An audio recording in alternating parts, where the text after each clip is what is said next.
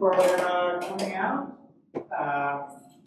You all know me, but I really appreciate everyone coming for this first in a number of years joint meeting between the Friends and the Advisory Board.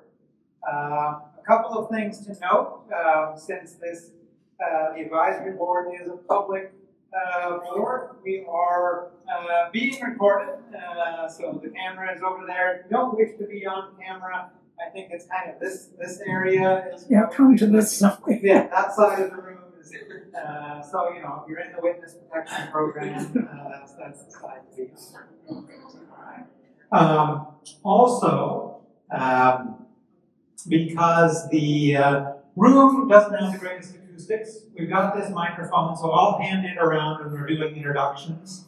And if we're having discussion, just make sure to speak as loudly as possible, because it is a challenge sometimes to hear. So we're going to just start with introductions. I'm going to have everyone share their name, their role. We've got a mix of 2 different boards plus museum staff, so your role in one of those. And then, as kind of an icebreaker, just tell the story of your name in a very short time. So I'm Eric Mason. I'm the director of the museum. And my name ends in a K because both of my older brothers, Mark and Kurt, ended in K. And when I came along, they knew they had to keep the pattern going. So not Scandinavian or anything like that. Eric, pass it on to Sam. My name is Sam Creighton with Five Lakes Bank. I'm with the Friends of the Longmont Museum, I'm treasurer. And the interesting thing about my name has its origins in Scotland as Cricket, and in the United States it became Cricket. Just like the university. My name is Caitlin Keenan, and I'm on the advisory board. I'm a professor at Ranger Community College. And the story of my name is that my entire family on my mom's side is Irish. And Caitlin is an Irish name, and it gets Americanized to Caitlin, which is not my name. So that's fun. Hi, I'm Lee. I'm Museum Advisory Board, second year. My name was Robert Lee. When your last name was Lee, your father will have a tremendous urge to name you Robert. And you will be forever then in public school expected to know every aspect of the city. My name is Linda. I'm a member of the advisory board. Linda is Linda. I don't know why they named me. My dad used to sing a song to me called When I Go to Sleep. The whole big song that I had. I'm Tom Kurtz. I think I'm in my 5th year of the advisory board. Retired hospital CEO. Thomas was my dad's name, so I guess that's why. That's the history of my first name. So I became a junior, half Russian, half Irish. Hi, I'm Callie Cordova. I am the chair of the advisory board. I also work as a library associate. And then my full name is actually Caledonia, and I'm named after the B.B. King song. I'll know if you know it if you ask me if I fit in a song. I'm Bruce Gatuna on the Museum Advisory Board, retired neurologist.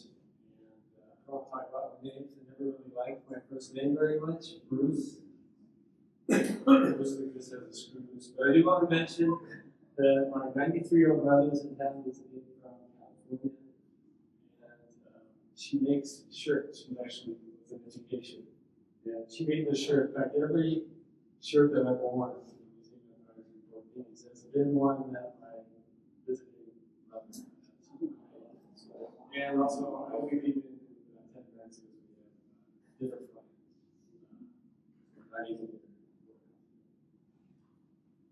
Hola, ¿cómo están? Buenas tardes. My name is, bueno, my name, de pila, yo de pautas, del bautizo, you know. So my name is Ana Eugenia Cordero Cabrera. Kena goes the nickname of Eugenia, so everybody knows me as Kena. And I think I am a very good friend of the Longmont Museum. It's true. That's our best friend. No, you're all good friends. I'm Anne, academic curator of education. I am named after my mom's twin sister. Sue Anderson on the Friends Board. I'm a retired nonprofit administrator, and I am Susan Elizabeth, named after my great-grandmother,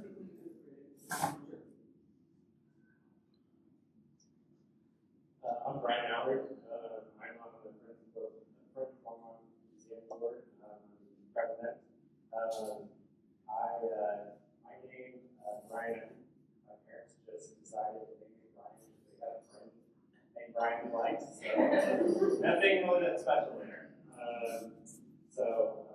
Yeah, look forward to their discussion. I'm Megan Peters, I'm the Fund Development Manager here at the museum, and my name is actually Megan, which is Gaelic, but when you are growing up, no one can pronounce that, so no one called me Megan, even my parents, so it has become Megan. Hi everybody, I'm Becky Chavez. My name is Rebecca Delia Chavez. Rebecca is my maternal grandmother and one of my maternal grandmothers way back in the day. And then Delia is my grandma Betty's given name, but she hated Delia, so she went by Betty instead. I'm on the Friends Board. Hi, I'm Brandon Badillo. I'm on the Friends Board. I moved from Austin 6 years ago, and my last name comes from Juan Badillo, a general who came from Spain to fight in Alamo. I'm Ken Jacobson. I'm vice president of the Friends Board and voted deputy of the museum. My name is one syllable, as is my brother's, Greg. And my parents' dedication was they didn't want any shortening or nicknames, and that's how I got it. Hello, everybody. My name is Blake Welch. I'm on the Friends Board. And my name Blake is my mother's maiden name. Welch is actually Irish. Welch is please meet. We've got two microphones, so I'm going to move one over there. I'm Justin Beecher. What's that? Oh, yeah, we have two. My name is Justin Beecher. I'm the Auditorium Events Manager. I curate public programs and oversee the museum's rental program. My first name, I'm named after an attorney. My dad's an attorney, and his first boss was Justin McCarthy. How about that? And my last name is from the French for cow. How about that? Hi, my name is Jared Thompson. I'm the curator of exhibitions here at the museum. I've been here 21 years. Jared, growing up I was Jed. I was growing up Beverly Hillbillies, so it's not a great contribution for that. I did switch it back to Jared once I started my professional career. Last name Thompson. I'm Irish, not well, I'm a little bit Irish, mostly Scottish, English. Thompson was a clan of border raiders. They would go into Scotland and pillage, etc. That's long. I'm Elizabeth Bodwin. I'm the curator of history here at the Longmont Museum. And the last name Bodwin is French Canadian. And the first part means beautiful, which is kind of nice. And my middle name is Marie. And I don't know, I never verified this, which is a very common last name, but my grandmother, who was the history-loving person in the family, who used to say that in Canada, if you had a Catholic baby, they just automatically gave the girl babies Marie and the boy babies Jean. I don't know how true that is, but it's something that's stuck in my brain. Cool, thanks everyone. I learned a lot today about folks' stories of their names. So next up, our two board chairs are going to share a little bit about the role that each board plays as a board and kind of as it relates to the museum. I'll bring the microphone over for Callie.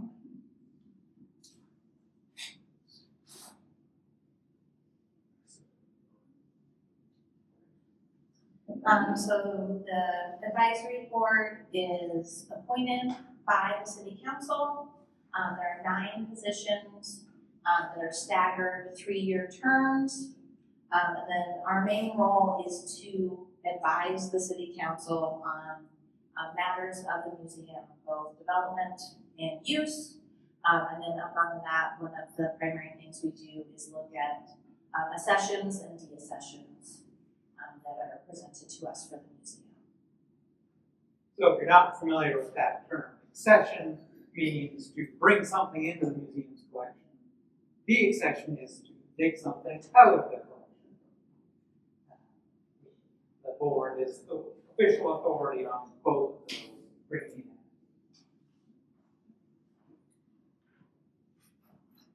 in. All right.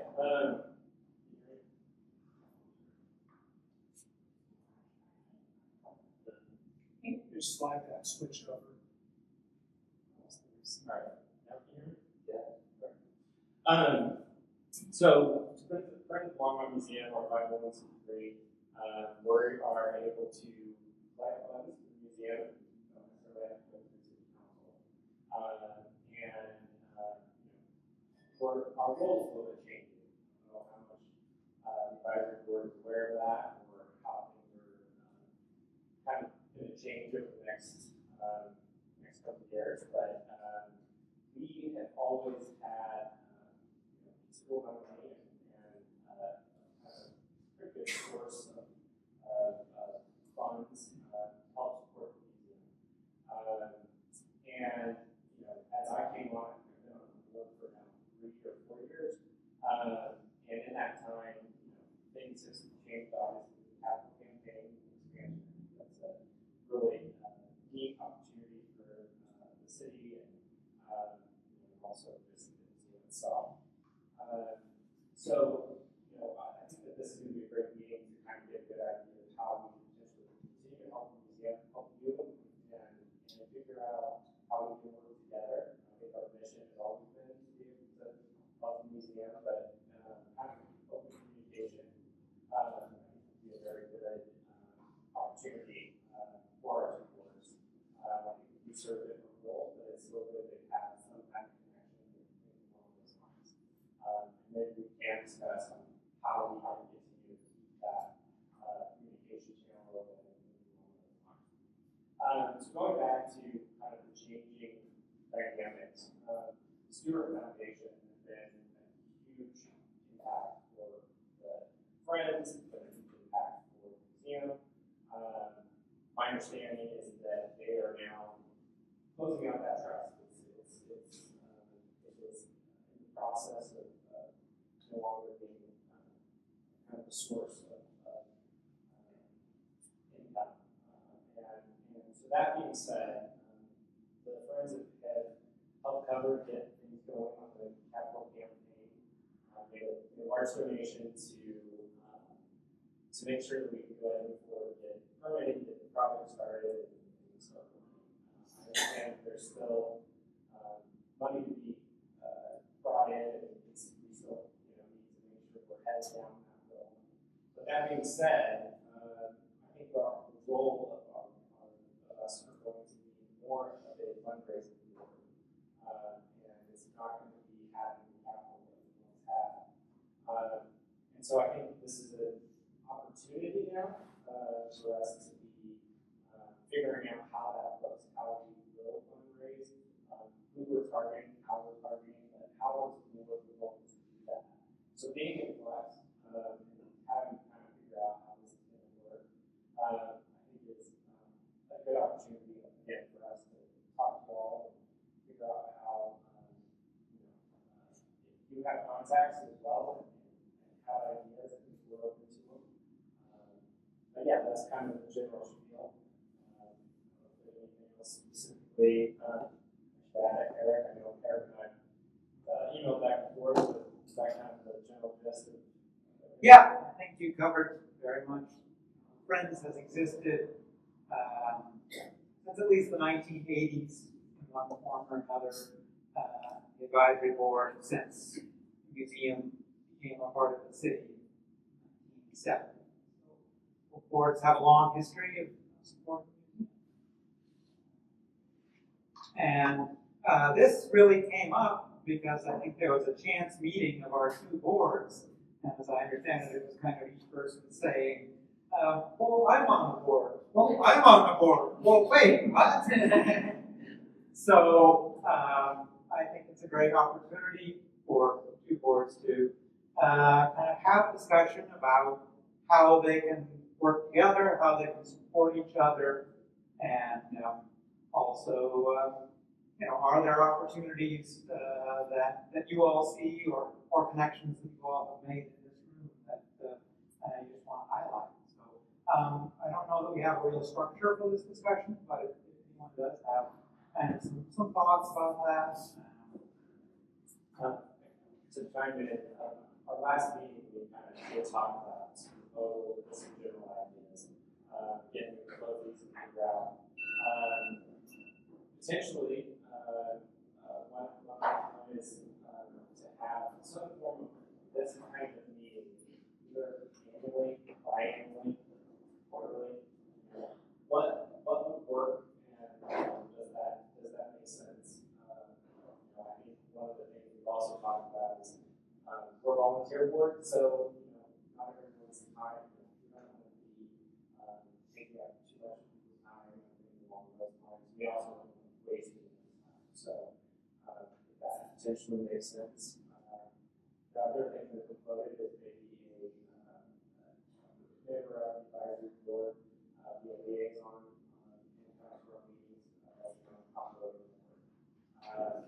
Those at least have been floated. We have any other ideas, but that may be a way of continuing having this kind of connection in the future as a for our schools. When do you guys meet? That is one thing that is an issue. We meet every month. It's the third Thursday, is that right? It's the third Thursday of every month, and it's over the hour. It's back in the difficult, but a lot of people are working. That's just the lunch hours. Yes, and lunch is provided, so that's all.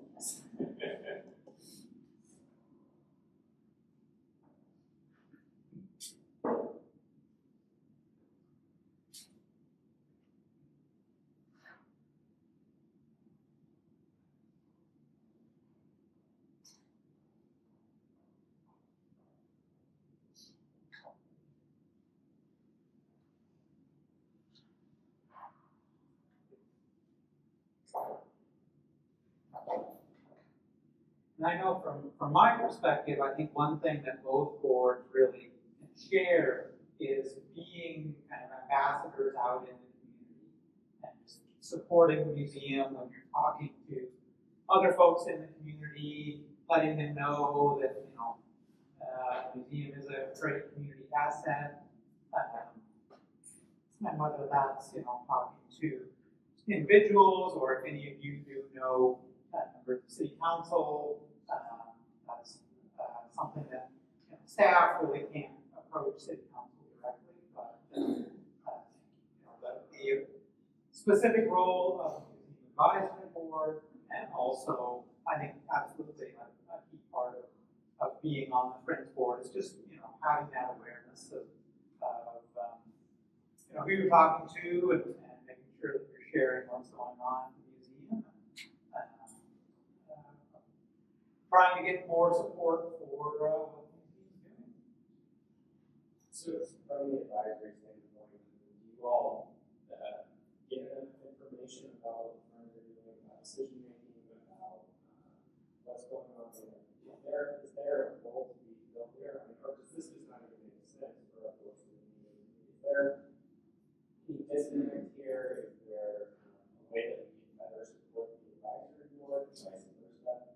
I think that ultimately is, we do have different roles, but you guys feel like we're getting enough information about where they're at? I think we could use more information. I think that we would all be interested in that, especially if the other board is in flux, like if what you're doing in the nature looks like it's gonna change. I think we would want to be apprised of that and be able to support you in whatever way we can as well. I don't know if we have a member who would be willing to go. I can look at if I can make it happen. I'd be happy to kind of do that, and then, then I would have something to say on my monthly report from the chair that right now I don't say anything, so I would be able to fill that space more adequately. Because I do think that more communication between boards would be beneficial. I don't know. We can have rotation.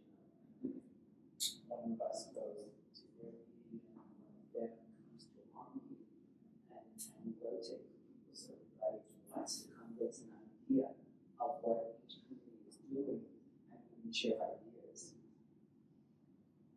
Yeah, that's certainly a great way. Our meetings are not in any way, we don't go into closed session. We actually have to, or anything along those lines. We're very transparent and open with all going on. So, certainly, I think that is a change in the way that we've done things in the past, but now I think it's always been here to support the zero. I want to make sure that continues, but again, we're always great to have someone to sit in. We've also discussed as things have gone, as we go into flux, does it make sense to have meetings every single month? We may backtrack from that, maybe every other month, depending on our needs. Is there any months that we just don't necessarily? So. I would say that I can use my teaching as part. Either way.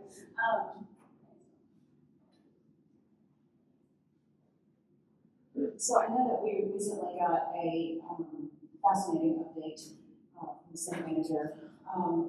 So if you're following the news, you know that the state of Colorado is $1.2 billion in the hole right this upcoming fiscal year.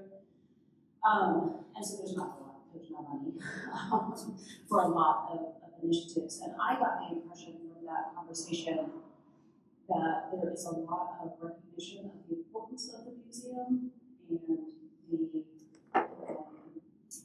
not only the cultural services provided, but just one of the things that I've been doing for community outreach, I'm a member of the Neighborhood Group Leaders Association.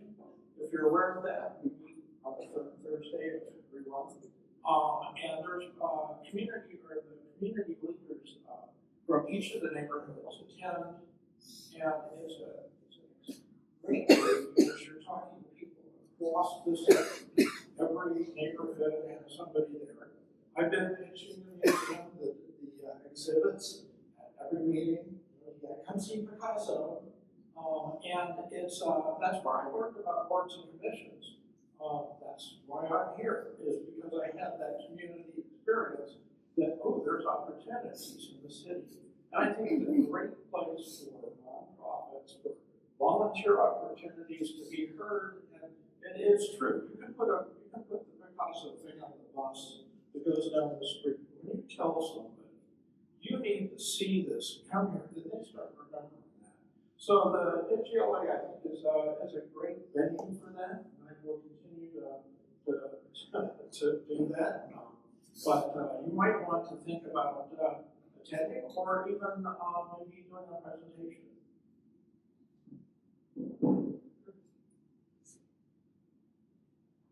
I also want to mention along lines with expanding this great idea, expanding the other boards, looking our main application, what we do, how we support the community, how museums support the community,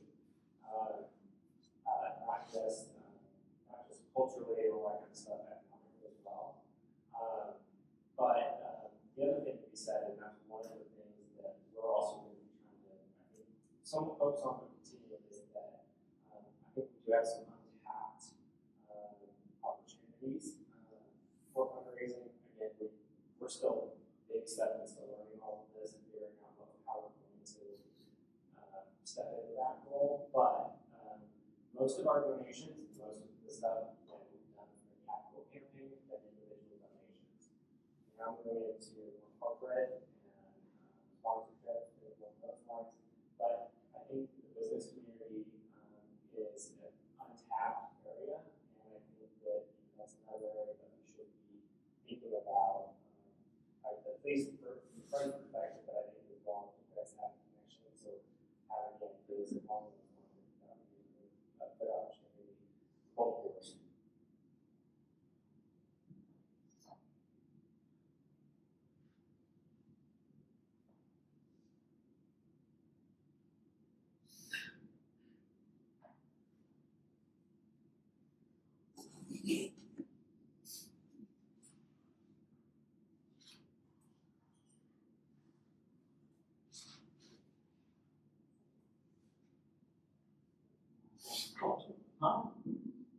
Along the lines of you said earlier, along the lines of what you said earlier, we hear about events that you're going to be, that you're planning, and we try to attend, of course. But maybe there could be some, maybe we could help in some manner, not just show up and write a check or whatever, but I think participate in planning that might pull us closer together and understand each other. Yeah. Yeah, maybe. We would love that. Please still show up and write checks out. But yes, I think to Brian's point, we're trying to figure out what the Friends role looks like in taking on a more frontline approach to fundraising. And one of the ways that Eric and I have, this is all news to you guys too, so here we go. But one of the ways that we've kind of talked about rolling that out is we do have the Sunset Parade, which is September 5th, save the date.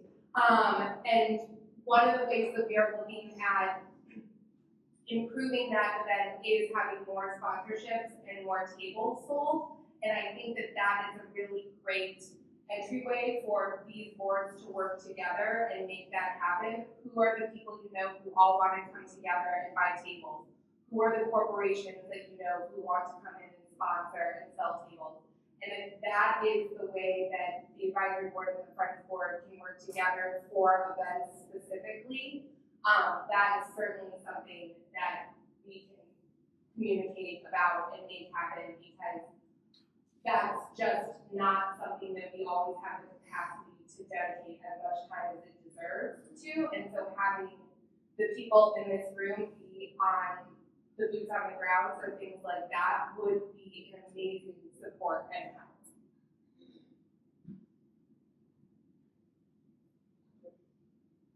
I just have a question for the advisory board members. Are there restrictions on the advisory board in terms of your role in with respect to fundraising? Is it, since you're a public entity and you're subject to the laws therein? That's just a question that I'm wondering about. Do you know what the line would be there in terms of us being allowed to fundraise?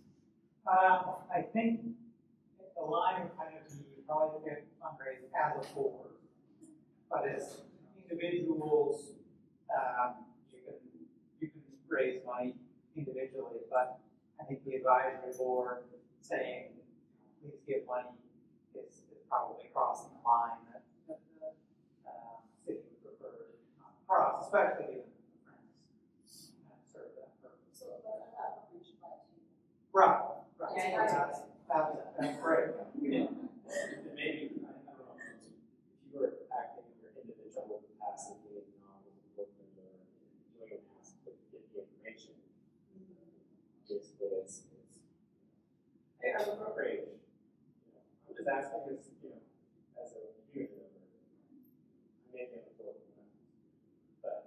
sort of share that information, keep you guys apprised of that info.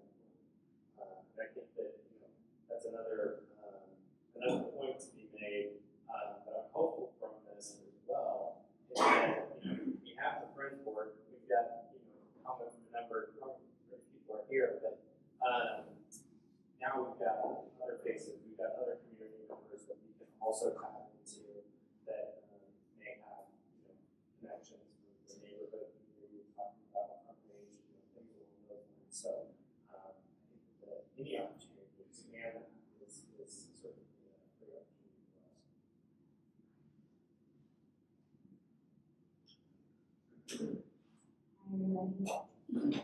One thing for me that I would like to see for both boards is our succession planning and ensuring that diverse voices are present on the board and talking about what is coming to the museum, who are we fundraising to.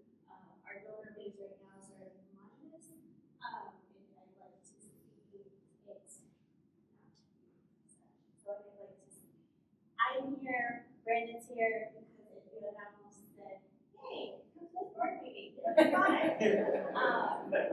Which is usually how I join boards. Either Carmen saying that to me, but I'd like to look at that succession planning with us on both sides to ensure that we have more diverse voices represented.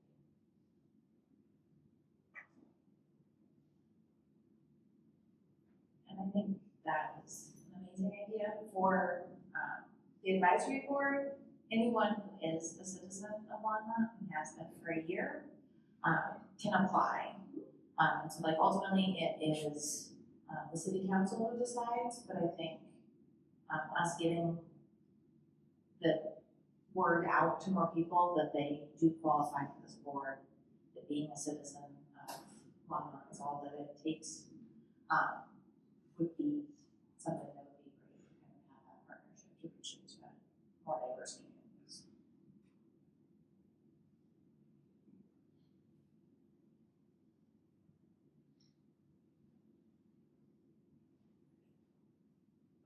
So now just kind of the general meeting.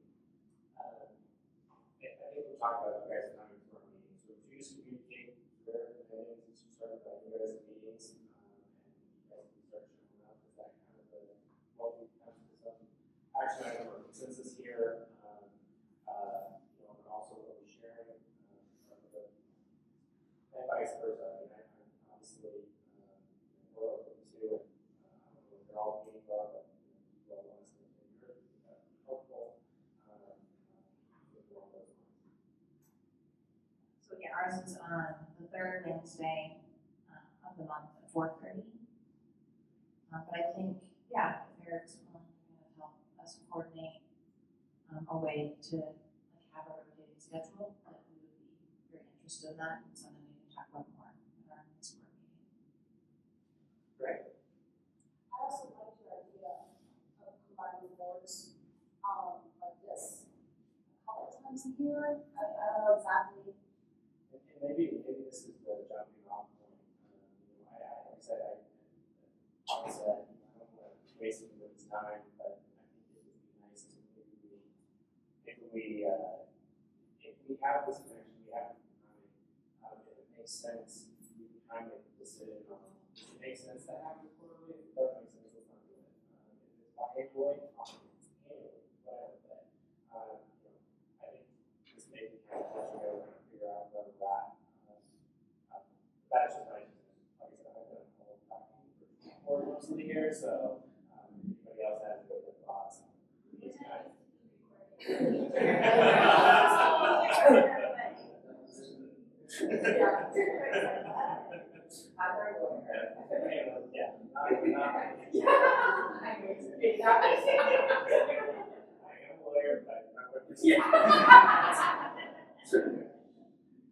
Well, like my mind kind of goes towards, talking about fundraising, I have no idea what that means, how much. So you talked about state shortfall money, so I just don't know enough about it. So the museum, day-to-day operations, how long is it funded for the shortages? have all the staff you need? Is it a matter of not sufficient fundraising or some of these exhibits that risk of not coming in? So what are kind of the touch points here that need to be addressed in fundraising with going out to the business community? What exactly are we asking for on only one time? That's kind of the range of funds that I have. And budgets, for instance, for the museum, I'm assuming with the city, these are set on an annual basis. Is there an ongoing commitment from the city to support the museum? I mean, are those funds all committed? I just spoke to them.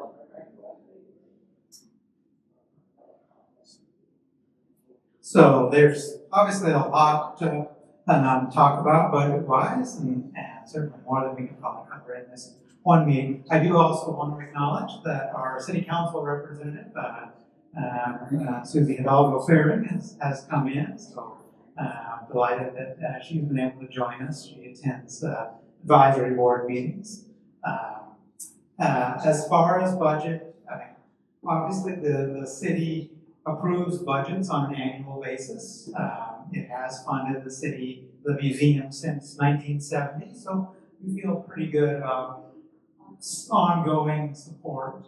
I think where we're looking at the shortfall is more what we need to operate the expanded museum. So the additional positions, the additional funding that we need, which is probably at least 2 positions to start with, and ramping up over time from there.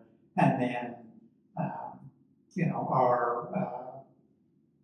for example, the exhibits that we're looking at going into the larger feature gallery cost between $35,000 and $75,000 for a 3-month exhibit. So if we were to do completely rental exhibits, which is probably not a model we would want to do, but we'd be looking at several $100,000. But the nice thing about raising money for an exhibit like say, if we were to we'd had the opportunity to raise money for Picasso, capital campaign at that time, but it's kind of a great thing to be able to say, we've got this amazing exhibit that we want to bring in, and your support is what we need to pay for that.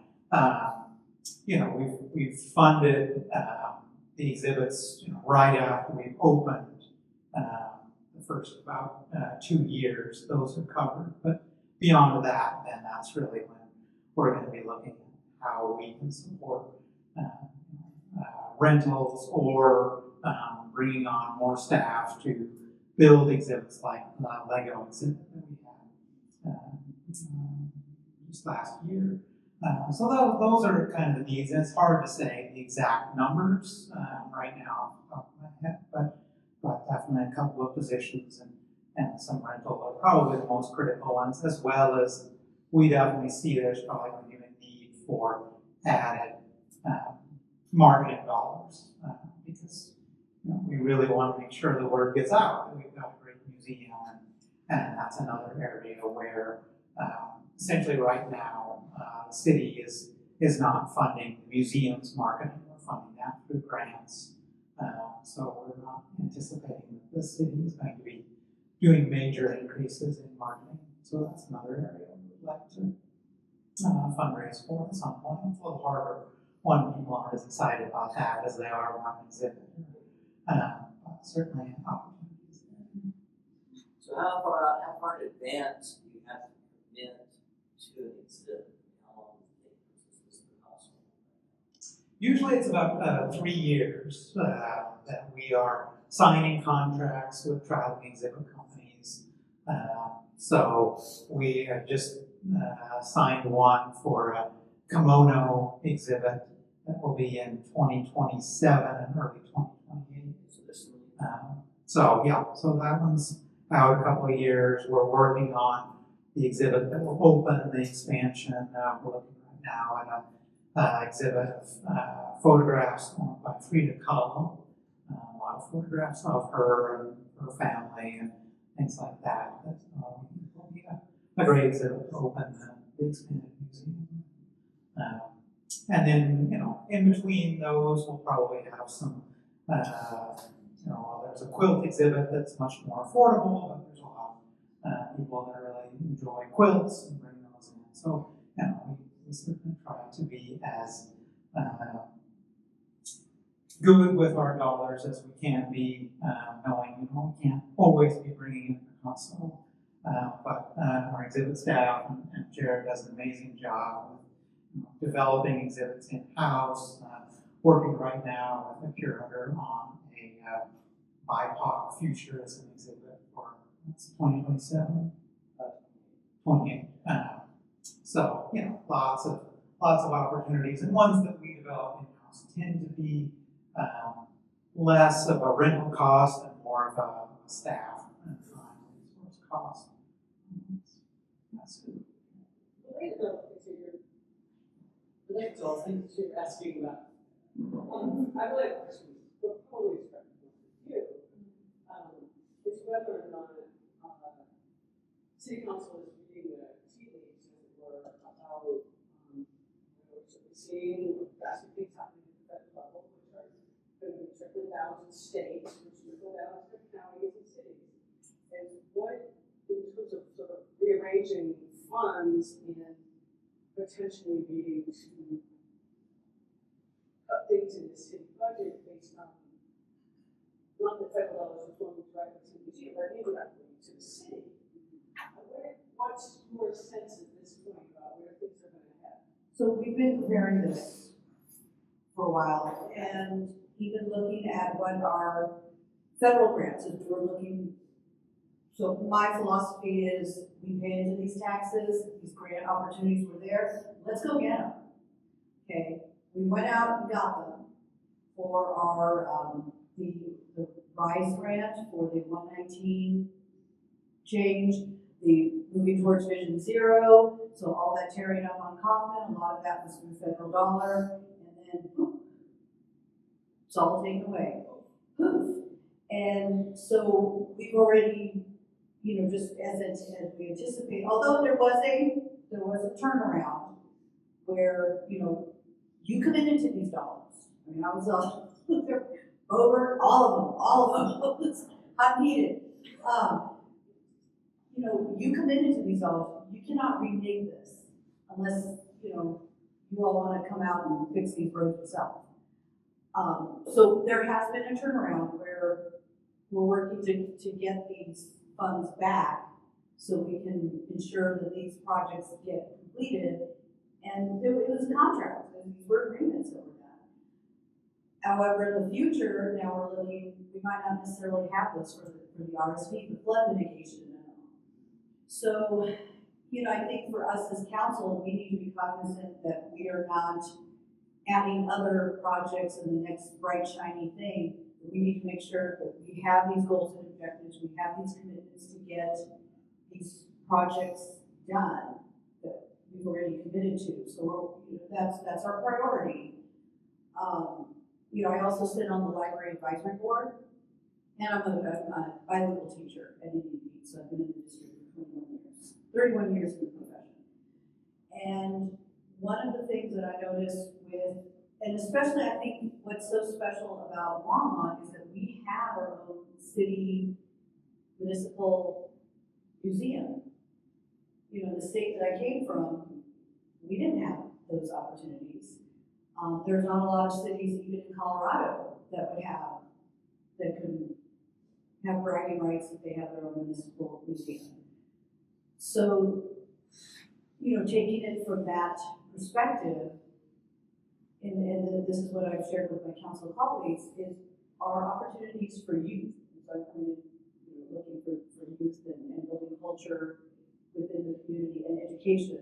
The library and the museum serve as one of those great equalizers for our youth, for people in poverty who don't necessarily have the opportunity to get out of Longmont. So we have these resources here. So what can we do as a council to really put our money where our mouth is in valuing these, you know, I know as opportunities present themselves, I think recently we were able to pull $30,000 from our council contingency funds to support the library, these lockers, so they're drop-off lockers. And we're actually planning to put them over by Centennial Pool, so people can, you know, so you think about going to check out a book, rather than having to come to the public library. And, you know, I really think it's next to Skyline, it's next to Timberline. We have a lot of seniors who also live in those in that area, that they can just walk over, pick up their book, return it, and turn it around. So as ideas present themselves, either for the museum, for recreation, for library, and even for housing and other things, as these little low-hanging fruit things present themselves, what could we do as council to help support some of the lower things that maybe give us more bang for the buck? You know, we recently had a library, Friends of the Library and Library Board joint meeting as well. And I think just looking at how the Friends can support their respective group, it's one of the things that came up is that extra piece. So looking at extra exhibits, or, you know, bringing in an artist, bringing in an author. Those are the things that the Friends of the Library, Friends of the Museum could support. Well, city, maybe we can help with some of the less glamorous stuff. I know that Harold's not that keen on, okay, is that where we want to really spend our dollars on marketing? It's not as glamorous. But, you know, for us, okay, you know, making sure that the lights stay on, making sure that, you know, we take care. When I got on council, 3 big things: our city hall, the public safety, and the library. Their foundations were like, it was like we had all these ideas. Oh, we're gonna do this, we're gonna do this, and it's like, well, the public safety building is about to fall, or the parking garage in the city hall is about to kick in. So it was having to spend millions of dollars to take care of things that were neglected for decades.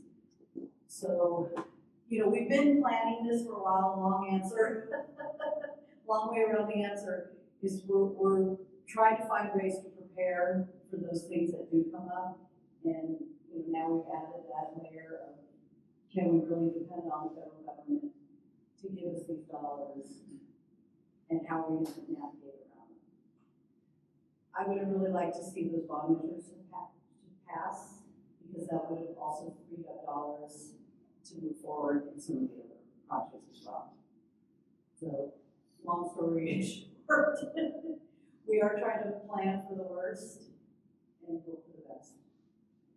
Did that answer anything? That's probably the best we could do. It's assume that there's going to be cuts coming. Yes. Yeah. It's going to trickle down to this level. Yeah, it has. And city councils are going to have to figure that out, figure out the shell game of what gets funded. What gets funded, yes. You know, what does that mean for the Friends boards, whether it's the library or whether it's the museum? What does that mean for us in terms of being a movie to fill the gap? Yeah. That we haven't had to fill in the past. And I guess that's sort of the question that I think we can answer, because we don't really know how bad things are going to get. But I think that's something that we, as the Friends board, as the CP arm of this operation, need to be cognizant of, yeah, prepared for, that we may be filling gaps we haven't filled in the past. And also, it too, would be nice to have that heads up when you guys know it, so that we. Exactly. So I was just about to talk about communication. So having that cross communication with the city, with you all, with our advisory boards, but also too that narrative that we send out to the community that really emphasizes the importance of having these, and what a unique opportunity we have in Longmont to have our own museum, you know, to have a functioning library, you know, and really driving those points home to our community, so that in the event that we do have another ballot measure, that they see the value in this and move forward. I mean, we were able to do it with open space. We're necessarily able to do it with our rec center, library expansion, and performing arts center but how do we get that narrative out?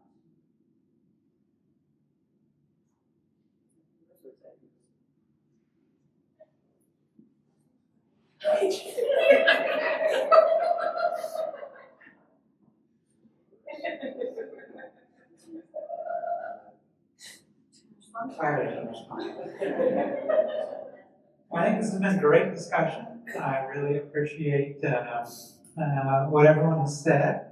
Want to make sure, does anyone have any other thoughts on the boards working together on kind of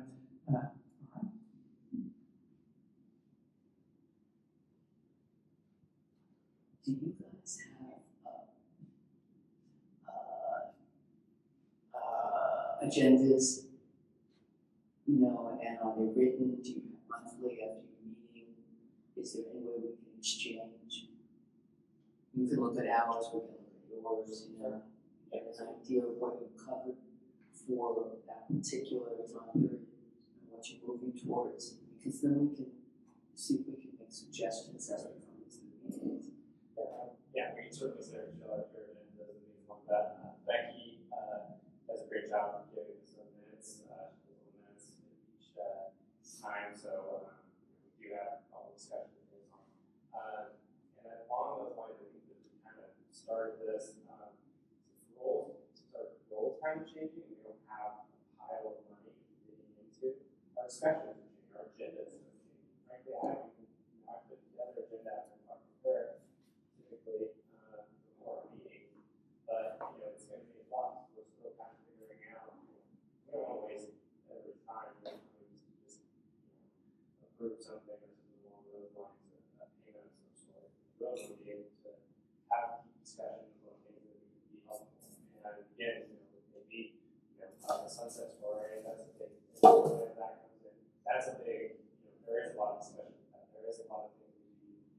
But yeah, we're going to be across, so it's going to change. But we do have a chance we can share them.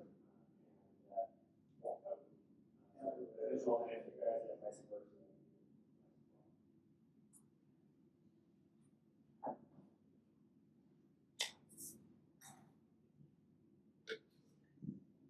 we've got a couple more things on the agenda for tonight. So I'm going to go ahead and move us on to the next item, which is our one official vote by each board. Everyone should have in front of you a copy of the draft Code of Ethics. I think I've shared this with both boards, but in case anybody doesn't know, the American Alliance of Museums, which is the professional body for museums in the United States, has a process called accreditation. It's something that I would like to see the Longmont Museum work toward. And one of the first steps, they basically say, before you can even think about that, you need to have 5 documents in place. A mission statement, a strategic plan, a collections policy, a code of ethics, and an emergency preparedness plan. So this is kind of giving us that next step toward on to accreditation. The Art and Public Places Commission voted at their meeting last week to adopt this code of ethics. So one of the 3 boards that is involved in the museum has already adopted it, but it's an opportunity to kind of take that step and commit ourselves to acting ethically at all times, kind of going above and beyond just following the rule of law, making sure that we are being ethical, being right in what we're doing. So happy to answer any questions on the Code of Ethics. It was drafted by myself and a team of staff members based on the codes of ethics from the Museum Association in the Kingdom, American Alliance of Museums, and individual museums across the country. This hasn't changed significantly since we saw this board. The only changes were a couple of grammatical corrections. Is it approved by the city attorney or the DEP?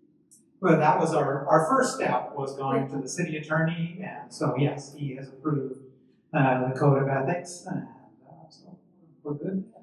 Good question. For the museum, do we ever do accessions where we would accession something not because we really think we would keep it in our collection, but because we would want to sell it?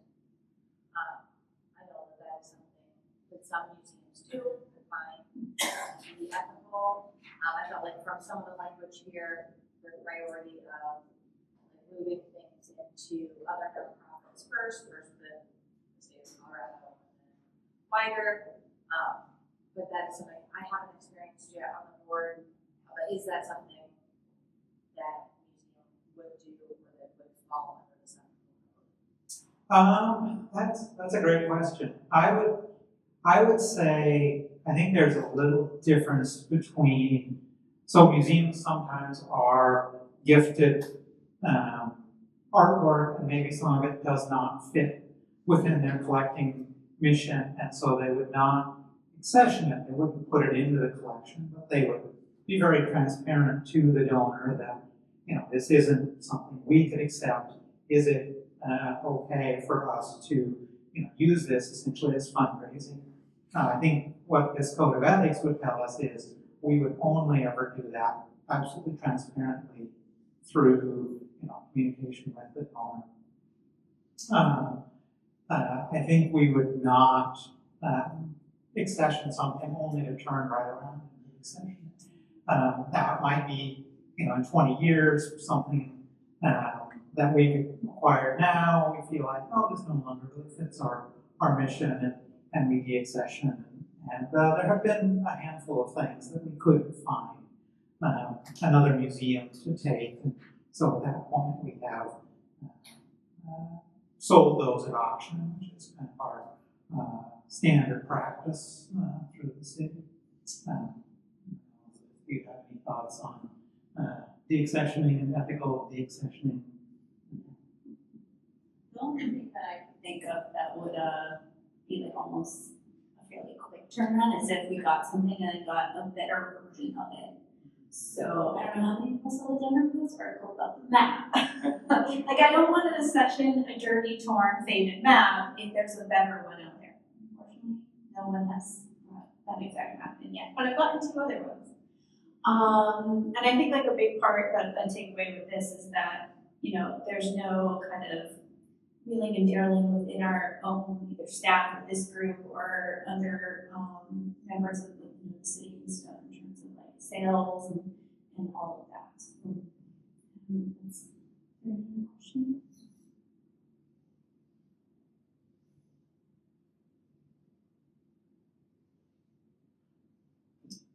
I think since each board essentially is a separate entity, it would be appropriate for each board to vote individually on the code of ethics. And that's back to Callie.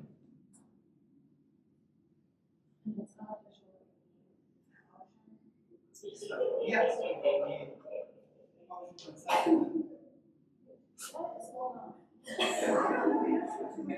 Thank you.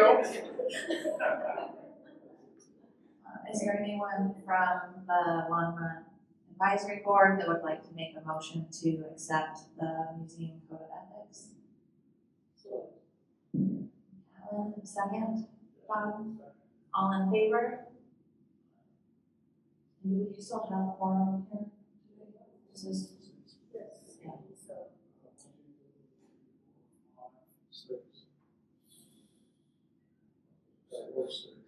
yeah. Five is four. Five is quorum.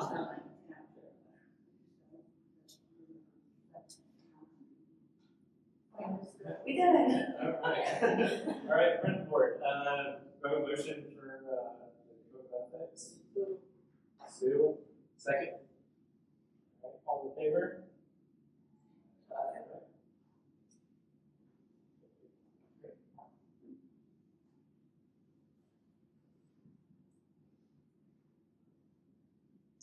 Well, I will give a quick update on museum expansion. We had a big milestone on Monday. We went out to bid for construction of the museum expansion. So we will have contractors coming in March 5th to do a pre-bid walkthrough, and we'll know how many contractors. We've had 8 that we pre-qualified who are still in the running. We had originally 9, one decided to drop out, but we're really excited. 8 contractors who give us some good competition between the contractors, and then March 26th is when we'll get the bids back, and we will see, hopefully our cost estimator is on target, and we will be able to then sign a contract. We believe that we're basically kind of working in parallel right now. We're going out to bid so that we can begin to order some of the longer lead materials.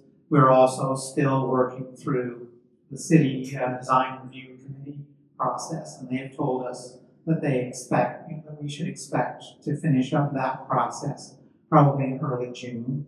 So we're planning on hopefully being able to start construction by mid-June, assuming we get the bids come back at a good level and we don't run into any more unexpected hiccups with the design review. So, we're pretty excited. It's been a long time coming to get to this point, and starting to feel real that we're actually going to be building these expansions. Any questions on the expansion? All right, so last thing then, I've already touched on this earlier, Museum 2026 budget needs. So the city's budget process will be starting pretty soon. And we anticipate our major request to the city will be additional staff in the exhibits department. And one thing that I do want to mention that hopefully will get us quite a ways down the road is we are able to use funds generated here at the museum to pay for staff positions. And so what we are anticipating right now is that when we open the expanded museum, we will be seeing larger numbers in visitation. And also it's been quite a few years since we have raised our admission prices. They're really now, I think, a little below the level that we're seeing in a lot of other museums in the area. So opening a new museum is kind of a great opportunity to increase that. And so we're still working through the numbers, but we're hoping to be able to present to the city, this is our projection of revenue that we think we can generate with the expanded museum. And then, can we bring that money over to add to our, to allow us to add staff positions. So even though the city as a whole may not have much extra funds to put toward it, just the ability to raise more revenue will allow us to do that within the museum itself. And then as I mentioned earlier, some of the other requests that we'll probably be bringing forward are additional funding for exhibit rentals and additional funding for marketing. Because, it's great to say we're going to get more folks into the museum, but without the marketing dollars to do that, it's really hard to do. I think there's studies that show that for every dollar you spend in marketing, you tend to get 2 or 3 back in actual people coming into town and spending money, not just here at the museum, but going to restaurants and going shopping, staying overnight in the hotel. So we really feel like it's money well spent to market the museum's exhibits, outside of Longmont. Any questions on anything we've talked about tonight?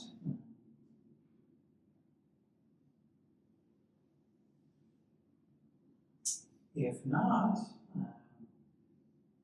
I will turn it over to Jared to talk a little bit about the property.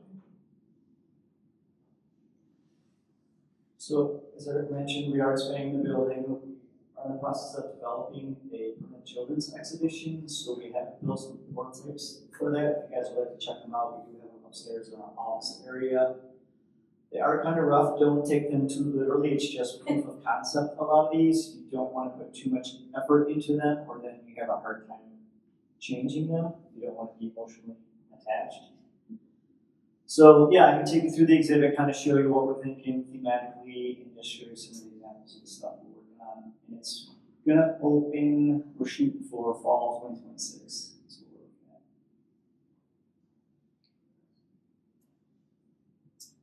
And I guess actually each board probably needs to vote to adjourn, just to kind of clean up the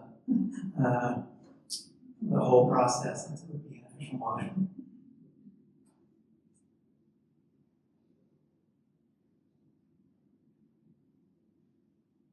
Do we have a motion to adjourn?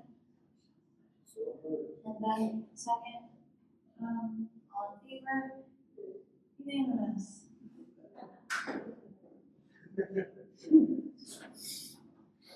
I want to thank you guys just quickly for participating and very productive, and I hope that we can take them good communications before we adjourn today. I want to just thank you all for having me tonight, and it's a very official. Definitely. And we typically, does anybody else have anything for good order? Good motion to adjourn. Becky, second, Ed, all in favor? Aye. Thank you all.